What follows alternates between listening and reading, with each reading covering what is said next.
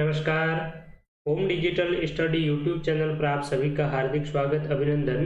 इस live session में लोक सेवा आयोग द्वारा विभिन्न प्रतियोगी परीक्षाओं में पूछे गए प्रश्नों का हम डिस्कस कर रहे हैं और आज का हमारा ये पेपर रहेगा कॉलेज लेक्चरर एग्जाम 2018 का। तो इस पेपर में पॉलिटी यानी कि राजस्थान की पॉलिटी और इंडियन कॉन्स्टिट्यूशन और पॉलिटी से जुड़े जो भी प्रश्न पूछे गए हैं उनका हम डिस्कस करेंगे। राजस्थान की विभिन्न प्रतियोगी परीक्षाओं के लिए यह सेशन है वो आपके लिए यूजफुल रहेगा। तो चलिए प्रश्नों की ओर बढ़ते हैं। पहला प्रश्न है, 1992 में राजस्थान में अनुच्छेद 356 के तहत उद्घोषणा के समय निम्नलिखित में से कौन राजस्थान का राज्यपाल नहीं था? तो आप यहाँ पर नहीं को ना पढ़े, ये एक मिस्टेक है, ठीक है, पेपर में। वैसे इस क्वेश्चन को इस नहीं की वजह से ही बोर्ड ने डिलीट किया था। तो 1992 में जो आपातकाल लगा था राजस्थान में, ठीक है, राष्ट्रपति शासन लगा था, तो उस समय राजस्थान के गवर्नर है वो कौन थे? ऑप्शन है रघुकुल तिलक, दरबारा सिंह, एम चन्ना रेड्डी और अंशुमान सिंह। बिल्कुल 3 करेक्ट आंसर है।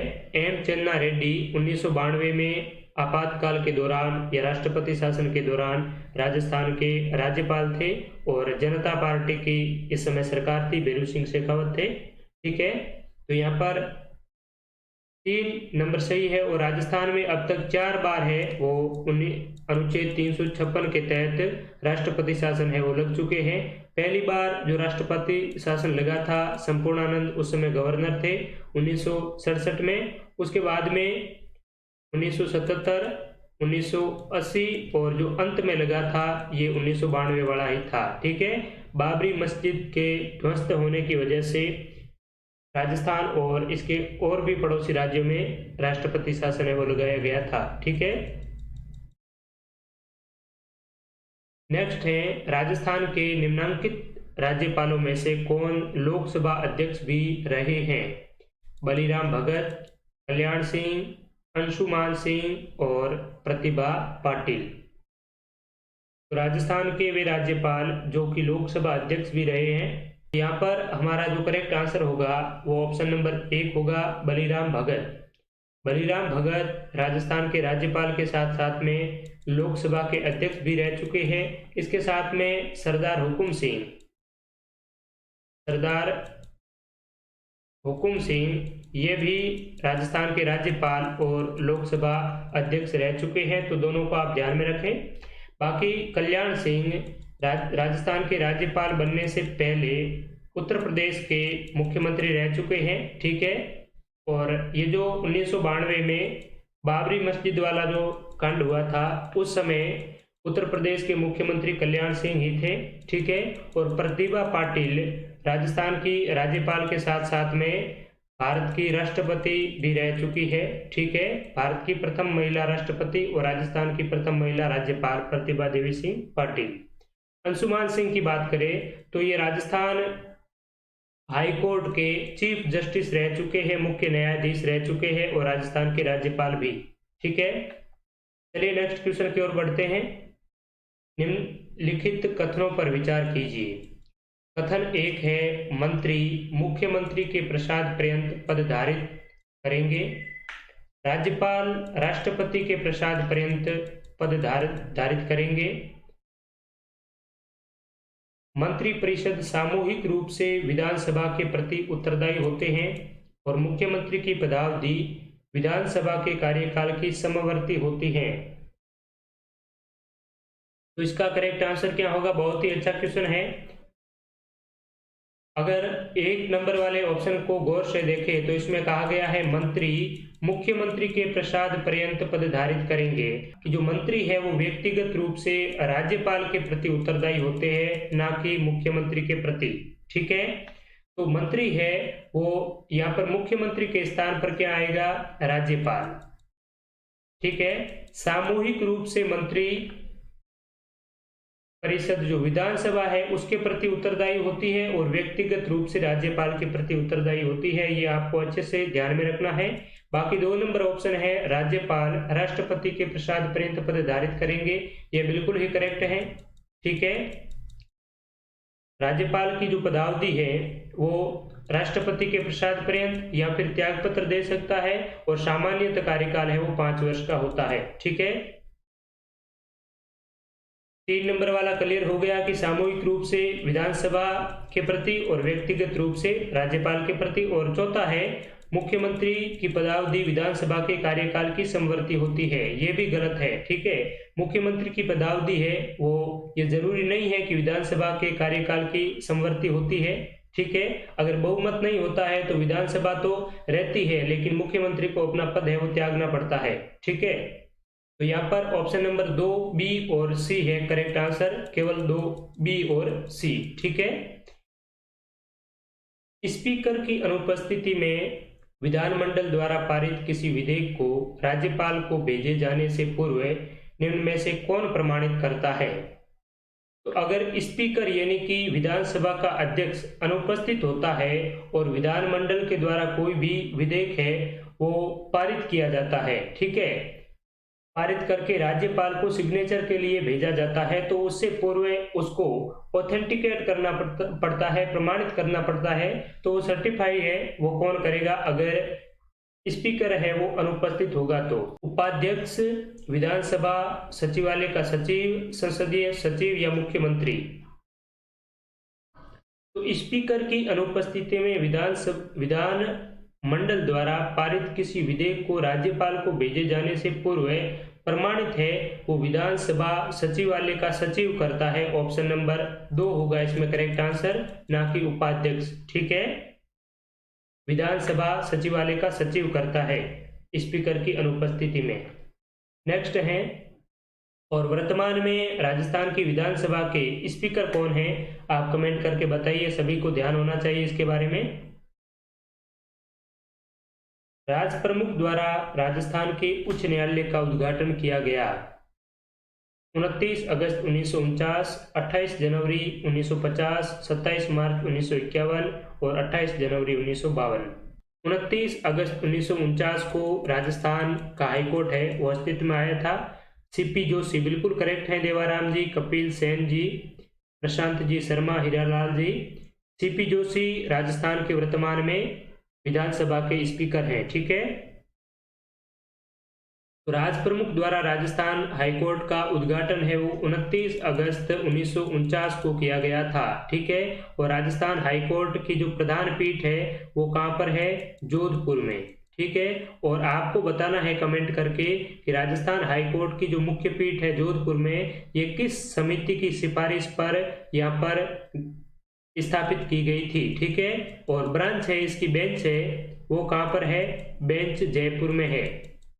ठीक है, 1977 में बेंच को जयपुर में स्थानांतरित किया गया था। ठीक है, तो यहाँ पर 29 अगस्त 1949, और साथ ही आप ये भी ध्यान में रख सकते हैं यहाँ पर कि 20 अगस्त 1949 को आरपीएससी अस्तित्व में आया था, और इसका जो उद्घाटन है राजस्थान हाईकोर्ट का, ये राज प्रमुख कौन थे? सवाई मान सिंह। सवाई मान सिंह राज प्रमुख थे, और ये राजस्थान के अंतिम राज प्रमुख थे, और प्रथम राज्यपाल है वो गुरुमुख निहाल सिंह बने थे। पी सत्यनारायण राव समिति बिल्कुल सही है, पी सत्यनारायण राव समिति की सिफारिश पर ही हाईकोर्ट जोधपुर, राजधानी जयपुर, इसके अलावा कृषि विभाग है वो दिया गया था भरतपुर को, शिक्षा विभाग बीकानेर को, तो ये आपको ध्यान में रखना है।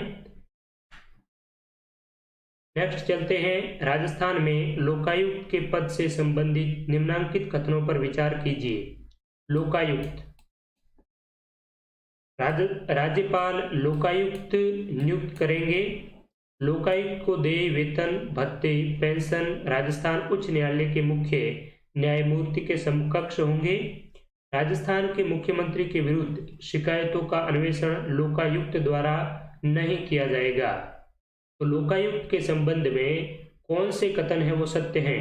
तो यहाँ पर ऑप्शन नंबर 4 हो जाएगा हमारा सही उत्तर। इसमें जो भी कथन है तीनों ही बिल्कुल सत्य है। लोकायुक्त की जो नियुक्ति है वो राज्यपाल के द्वारा की जाती है, और लोकायुक्त को जो वेतन, भत्ते और पेंशन दिए जाते हैं वो राजस्थान हाईकोर्ट के जो मुख्य न्यायमूर्ति है उनके समकक्ष ही होंगे, उनके बराबर ही होंगे, और ये मुख्यमंत्री के विरुद्ध है वो शिकायतों का अन्वेषण है लोकायुक्त नहीं कर सकता है। मैंने आपको पहले भी बताया, मुख्यमंत्री, इसके अलावा राज्यपाल, हाईकोर्ट और आरपीएससी,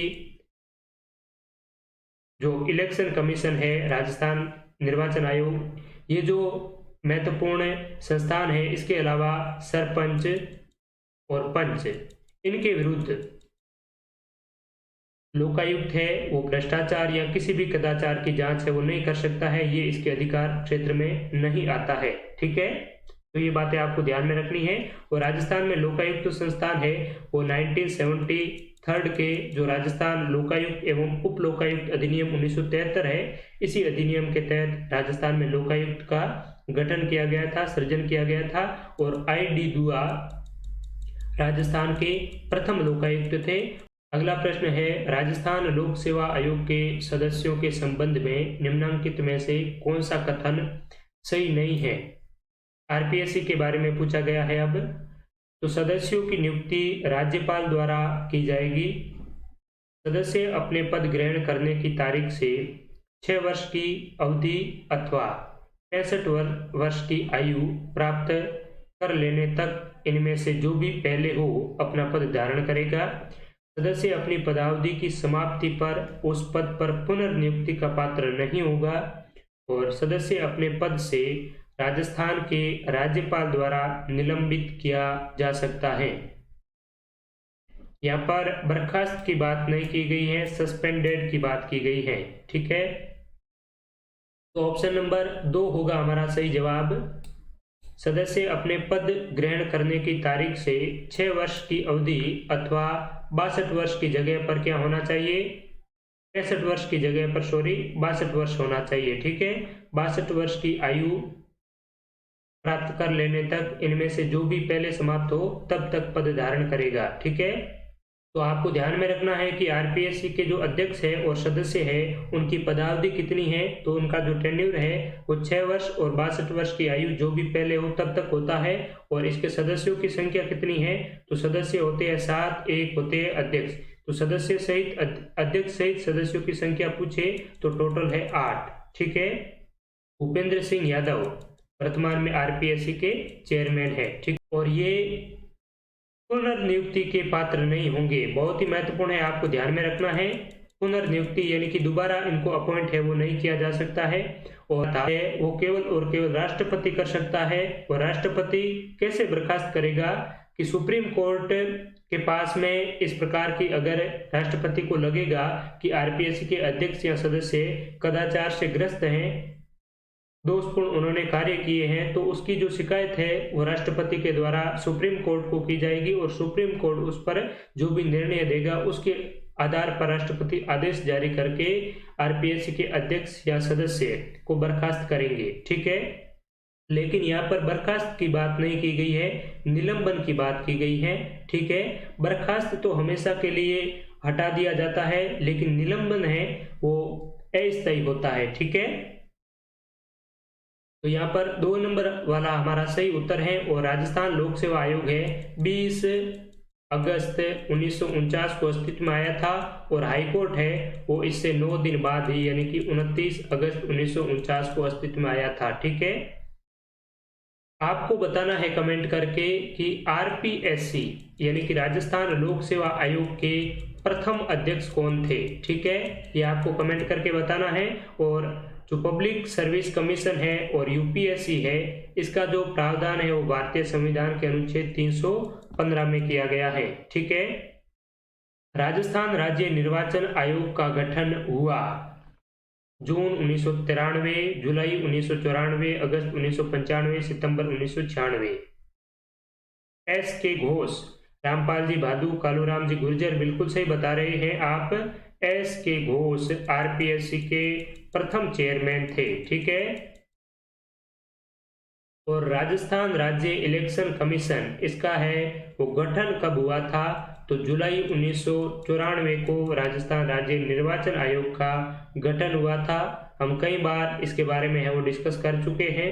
और मैं आपको मित्रों पहले भी कई बार बता चुका हूं कि आप अगर इन प्रीवियस ईयर पेपरों को अच्छी तरीके से पढ़ लेंगे और जो मैं आपको इसका विश्लेषण प्रोवाइड करवा रहा हूं, इसमें एक एक चीज आपकी कंप्लीट होती जा रही है, इनको आप अच्छी तरीके से देख लेंगे तो मैं गारंटी के साथ कहता हूं 80 से 90% तक का आपका पोर्शन है वो यही इन्हीं प्रीवियस ईयर पेपरों के माध्यम से बहुत ही अच्छी तरीके से तैयार हो जाएगा। यही क्वेश्चन रहते हैं जो बार बार पूछे जा रहे हैं।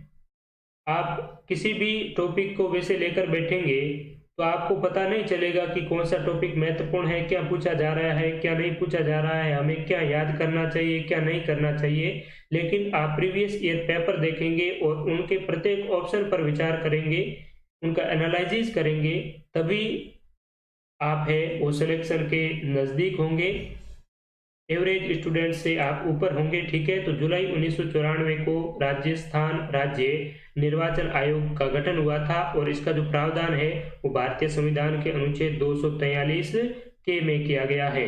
ठीक है, और ये जो चुनाव है वो किसके करवाते हैं? केवल स्थानीय निकायों के चुनाव करवाते हैं। नगर पालिका और पंचायती राज के चुनाव है वो राज्य निर्वाचन आयोग कराता है। विधानसभा के चुनाव है वो केंद्रीय निर्वाचन आयोग है वो करवाता है। ठीक है, कालू गुर्जर जी बता रहे हैं सर एक बार पूरे आयोग के बारे में बताए कि संवैधानिक कौन सा है, सांविधिक कौन सा है। तो संविधानिक और सांविधिक के बारे में आप पढ़ते हैं। ठीक है, तो जैसे हमने अभी पढ़ा कि लोकायुक्त है, तो लोकायुक्त का जो गठन है वो लोकायुक्त उप लोकायुक्त अधिनियम 1973 के तहत हुआ। तो इससे हमें क्या पता चलता है कि ये एक्ट पारित करके इसका गठन किया गया है। तो इसमें ये किस प्रकार का निकाय हो गया? सांविधिक निकाय हो गया, स्टैच्यूटरी बॉडी हो गया, क्योंकि मूल संविधान में इस प्रकार की संस्था का वर्णन नहीं था। ठीक है, मेंशन नहीं है, लेकिन बाद में अधिनियम बनाकर उसको है वो लागू किया है, स्थापित किया है, तो ये सांविधिक निकाय हो गया।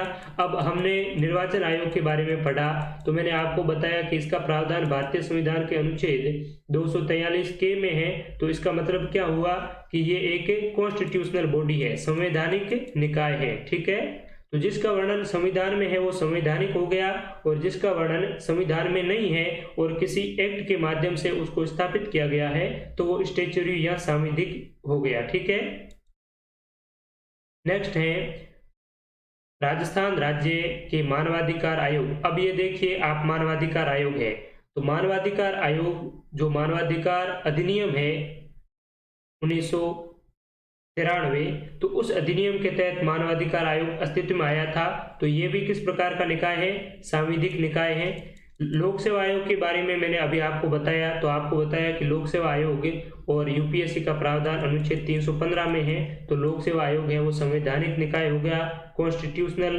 बॉडी हो गई। ठीक है,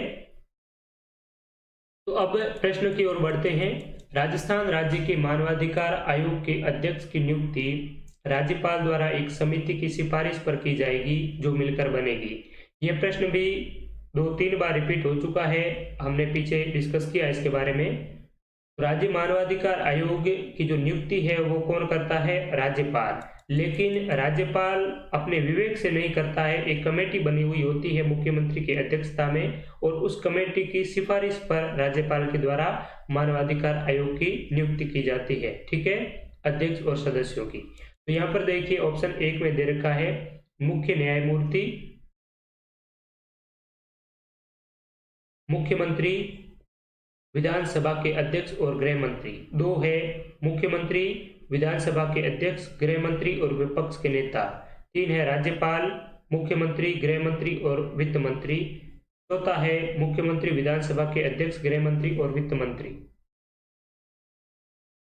तो यहाँ पर आप देखिए मुख्यमंत्री, विधानसभा के अध्यक्ष, गृह मंत्री और विपक्ष के नेता। ठीक है, तो 2 नंबर वाला ऑप्शन है हमारा सही हो जाएगा।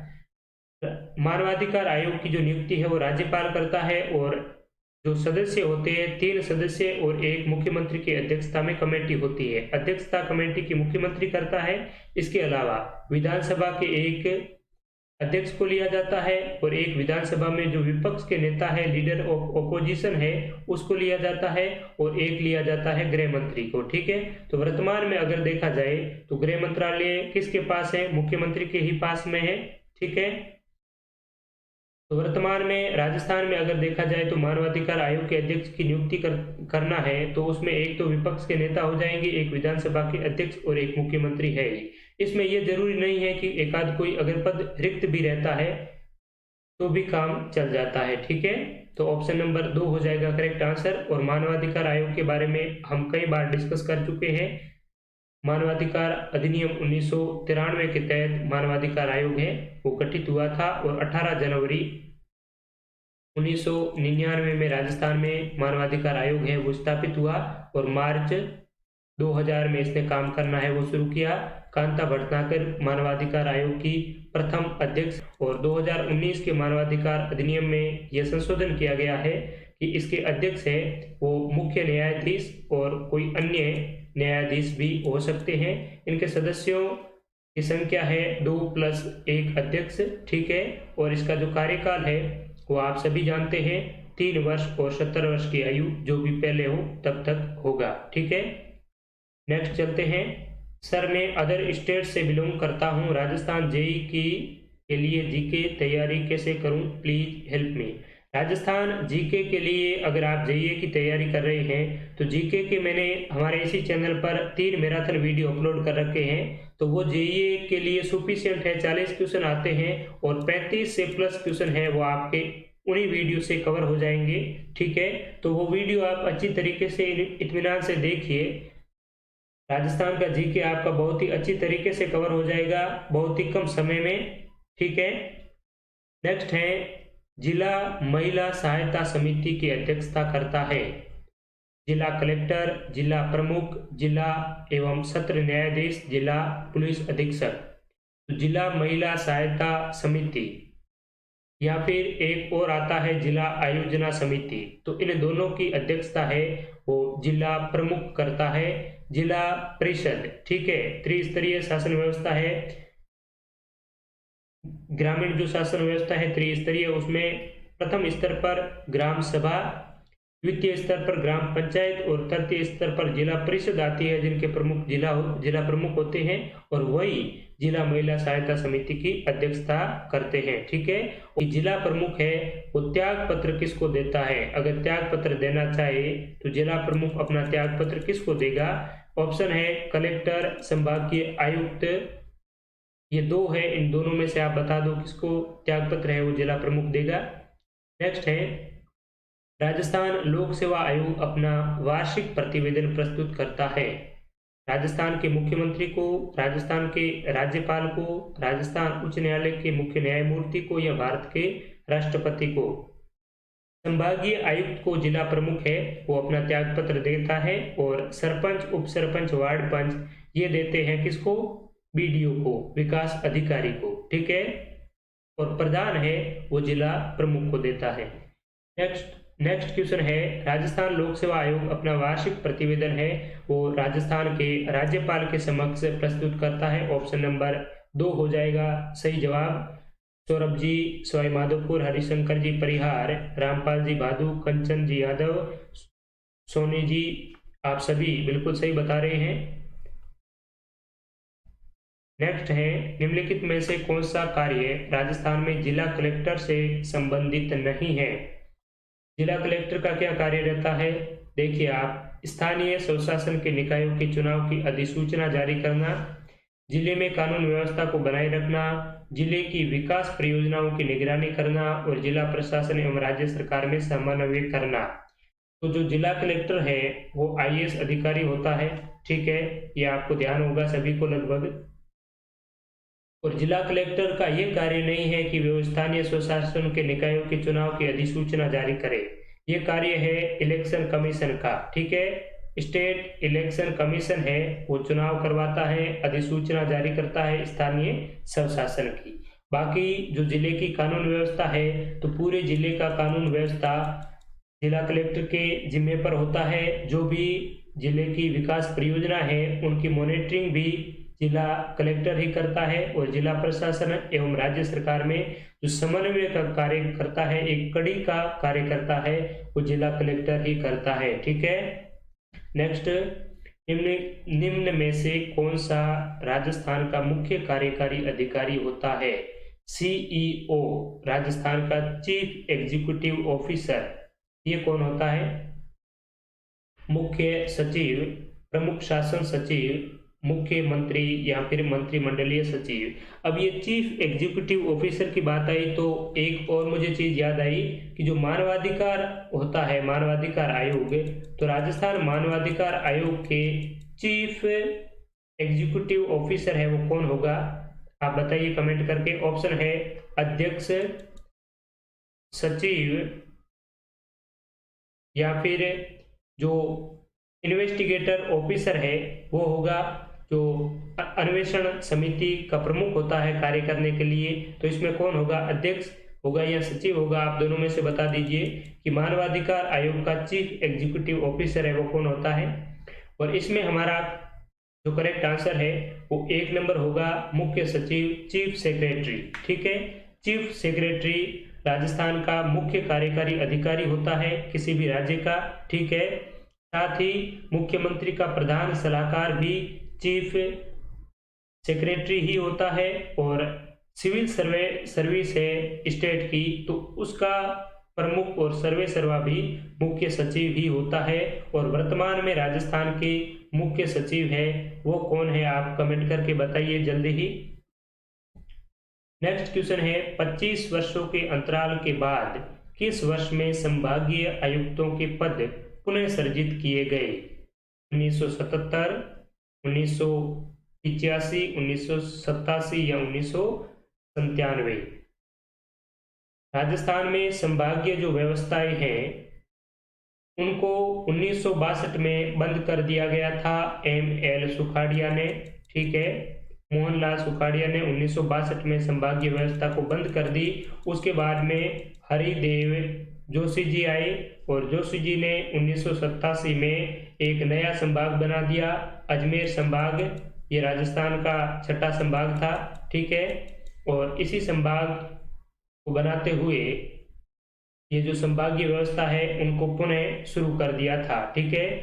तो हरिदेव जोशी ने संभागीय व्यवस्था को पुनः वो शुरू की थी 1987 में। और राजस्थान में वर्तमान में कुल कितने संभाग है? 7 संभाग है। सबसे बड़ा जोधपुर संभाग है, और सबसे जो छोटा और नवीनतम संभाग है वो भरतपुर संभाग है। 2005 में अस्तित्व में आया था। ठीक है। तो ये बातें आपको ध्यान में रखनी है। ऑप्शन 3 है करेक्ट। नेक्स्ट है सामाजिक अंकेक्षण का उद्देश्य जवाबदेही सुनिश्चित करना है। तो सोशल ऑडिटिंग जो होती है उसका जो मेन एम क्या रहता है? राज्य सरकार की, संघ सरकार की, स्थानीय स्वशासन की या लोक निगम की, तो किसकी जवाबदेही सुनिश्चित करने के लिए सामाजिक अंकेक्षण होता है। और यहाँ पर मित्रों एक जवाबदेही शब्द लिखा हुआ है। अगर आप BRS की तैयारी कर रहे हैं या फिर LDC की तैयारी कर रहे हैं तो इस प्रकार के जो टेक्निकल टर्म्स हैं, जो शब्द हैं जो ऑफिस में यूज लिए जाते हैं मोस्टली, उनको आपको ध्यान में रखना है। तो जवाबदेही को अकाउंटेबिलिटी कहते हैं इंग्लिश में। ठीक है। और अंकेक्षण को इंग्लिश में ऑडिट कहते हैं। ऐसे शब्द हैं, आप साथ साथ में याद करते जाइए, बहुत ही हेल्पफुल रहेगा आपके लिए। ठीक है।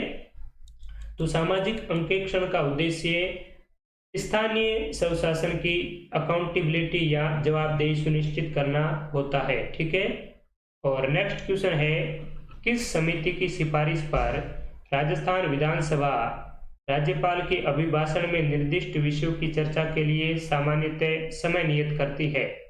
नियत समिति, रूल्स कमेटी, विशेषाधिकार समिति, कमेटी ऑफ प्रिविलेज, कार्य सलाहकार समिति, बिजनेस एडवाइजरी कमेटी, और आचरण समिति, कमेटी ऑफ एथिक्स। तो इसमें पूछा है कि किस समिति की सिफारिश पर राजस्थान विधानसभा राज्यपाल के अभिभाषण में निर्दिष्ट विषयों की चर्चा के लिए सामान्यतः समय नियत करेगी। ठीक है। तो इसका सही जवाब होगा कार्य सलाहकार समिति, एडवाइजरी कमेटी। ठीक है। नेक्स्ट, राजस्थान राज्य मानवाधिकार आयोग के किसी सदस्य द्वारा अधिकतम किस उम्र तक पद धारित किया जा सकता है? 65 वर्ष, 62 वर्ष, 67 वर्ष या 70 वर्ष। तो मोस्टली यही क्वेश्चन है जो बार बार रिपीट हो रहे हैं। ठीक है, हम पहले भी डिस्कस कर चुके हैं अच्छी तरीके से। राज्य मानवाधिकार आयोग, इसकी जो नियुक्ति है वो कौन करता है, आप सभी जानते हैं भली भांति। और इसका जो टेन्योर है वो 3 वर्ष और 70 वर्ष की आयु जो भी पहले समाप्त हो तब तक होगा। ठीक है, और किसी भी हाई कोर्ट के चीफ जस्टिस या फिर किसी भी जज को मुख्य जो मानवाधिकार आयोग है उसके अध्यक्ष के रूप पर नियुक्त है वो किया जा सकता है। ठीक है, नेक्स्ट है, राजस्थान में नगर पालिका चुनाव में एक निर्दलीय प्रत्याशी को नामांकन के लिए कितने प्रस्तावक आवश्यक हैं? नगर पालिका का अगर चुनाव हो रहा है और कोई भी निर्दलीय उम्मीदवार है वो खड़ा हो गया तो उसको भी प्रस्तावक की आवश्यकता होती है नामांकन के लिए। और वो प्रस्तावक कितने होंगे?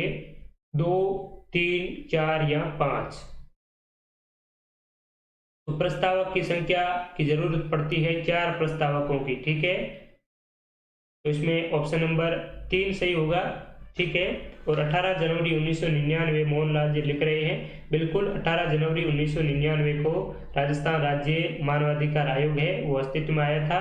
और 1993 के जो मानवाधिकार अधिनियम है उसी के तहत मानवाधिकार आयोग की स्थापना की गई थी। तो मित्रों, आज के सेशन में बस इतना ही। आप सभी का लाइव जुड़ने के लिए बहुत बहुत धन्यवाद। और इस वीडियो को लाइक जरूर करें और अपने दोस्तों के साथ में भी शेयर करते रहें। कल और महत्वपूर्ण प्रश्नों के साथ में फिर मिलेंगे। और इस वीडियो की जो PDF है वो आप हमारे टेलीग्राम चैनल पर डाउनलोड कर पाएंगे। बाकी आप इंस्टाग्राम और फेसबुक पर भी हमें फॉलो कर सकते हैं, वहाँ पर भी आपको महत्वपूर्ण और परीक्षा उपयोगी कंटेंट है वो समय समय पर मिलता रहेगा। तो आप सभी का एक बार पुनः बहुत बहुत धन्यवाद। कल फिर मिलते हैं इसी वक्त, तब तक के लिए शुक्रिया, नमस्कार।